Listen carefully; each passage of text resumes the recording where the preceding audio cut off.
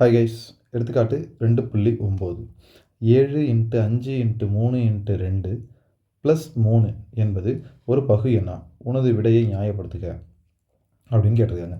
So பகு எண்ணா என்ன, பகா எண்ணா என்ன? பகா எண்ணா ஒரு நம்பர் ஒன்னாலையும் தன்னாலையும் மட்டுமே வகுப்படக்கூடிய நம்பர். இதை ரெண்டுத்தையும் தவிர வேறு ஏதாவது ஒரு நம்பரால் வகுப்பட்டாலும் அந்த நம்பர் பகு எண், அவ்வளோதான்.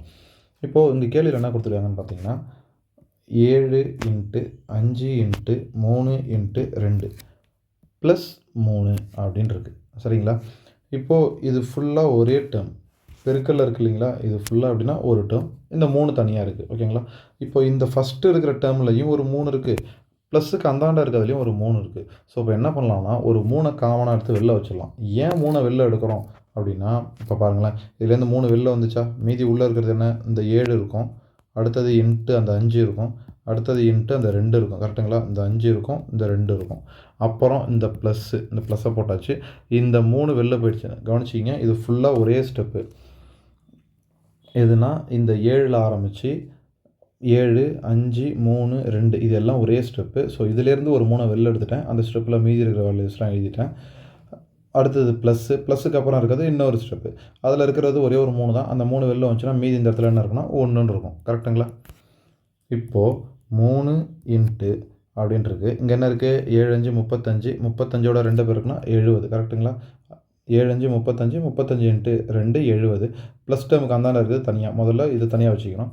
அது எல்லாத்தையும் கூட்டு பெருக்குனா எவ்வளோ வருது, 70 + 1 அந்தாண்ட ஒன்று இருக்குது. இப்போ ஈக்குவல் 3 × 71 வந்திருக்கு.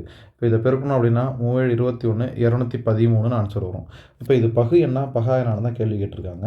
அதுக்கு முன்னாடி சிம்பிளாக சொல்லணும்னா இந்த நம்பரே இரு எண்களின் பெருக்கல் பலனாக தான் வந்திருக்கு.